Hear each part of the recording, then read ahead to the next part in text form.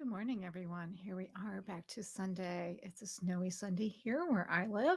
Um, Landon was out in the snow and he had a lot of snow on his paws and stuff, which was he was trying to eat a lot and push it all around. But it's pretty exciting to watch a new puppy with the snow. So I'm not sure if you had snow where you live today, but anyway, here we are. So I'm just kind of warm because it is snowy out, and sometimes we have to go out without really putting a jacket on because Landon has to go to the bathroom yet. So anyway, last week we talked about food with hidden sugars. So this week we are going to talk about sleep. And I know we talk a lot about sleep because it's so important for our immune health and to help our bodies heal. So we're going to talk about how to build a sleep routine. Um, if you're struggling to put a good night's sleep on the back burner, let this be the year that you step forward and make it better for yourself. Think of your sleep hygiene as a series of sleep habits. These habits can drastically improve the ability not only to fall asleep, but also to stay asleep. So, whether you have chronic insomnia or just poor self control, when it comes to prioritizing rest over the last Netflix episode, these tips can help you do the right path.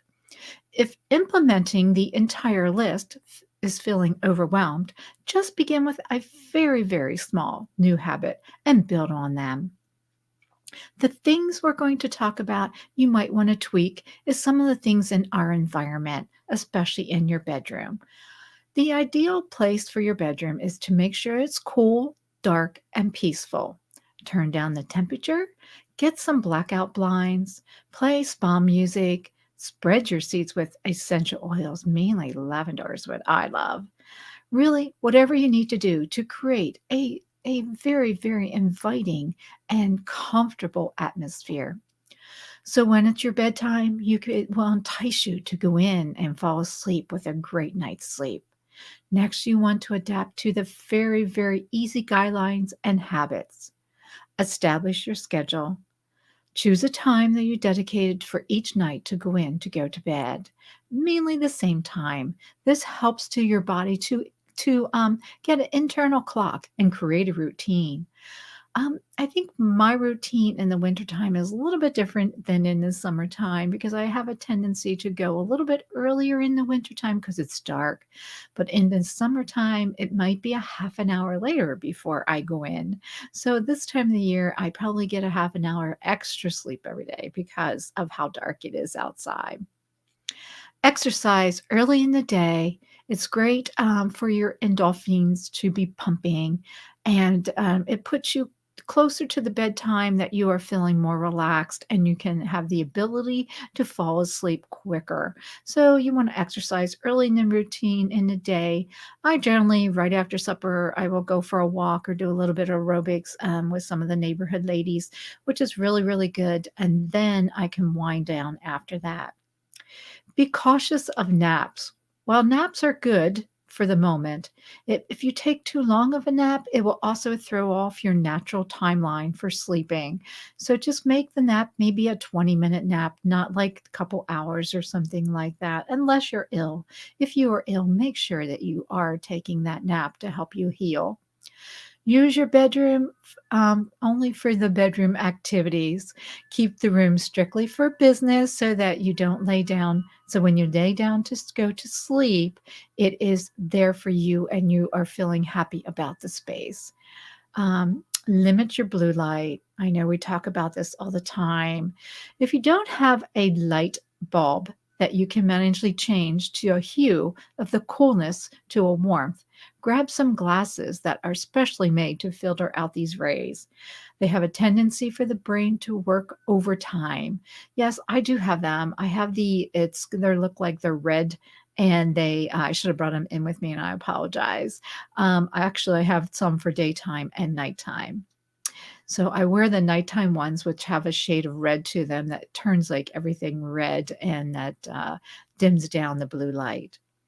Engage yourself in a ritual. whether it's a bath or a nighttime skin routine, or even just a candle that signals your brain it's time to go to bed. It's important to note sometimes that it's best to follow these habits so your mind will get shut off instead of just keep on plugging along. You can try leaving some notes nearby your bed. Do you have a journal? I have a journal by my bed. It's choosing joy. And I dump some of the things in there and I put my gratitudes in there every night. And I also use an app called Ola, which I go in every day and in the morning and post 3 of my things that I have to get done. And the end of the night, I take them off of my routine so that I get credit for those to build up my points in our group. The act of getting these thoughts onto paper will also, or into your apps, will also won't have your head just swirling around. And you can just check them off if you like to check off things that you have done during the day instead of things like, oh my, did I do that? Did I do that? So if you have a list, it won't keep you up because you've already checked it off, or you wrote down your gratitudes, or whatever happened in the day, you get it off your chest and onto paper so you can have a good night's sleep. These are great things to use every night. So when you crawl into bed, you can clear your mind. So this week, if you have not already, you can sign up for the 5-day, 5 pound challenge that is free in our Facebook group.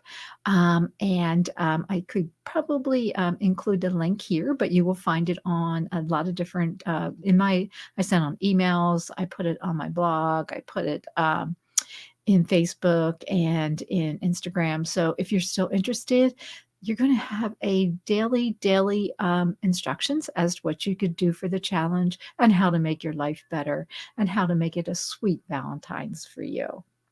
So next week, we're going to talk about creative ways to save time and money at the grocery store.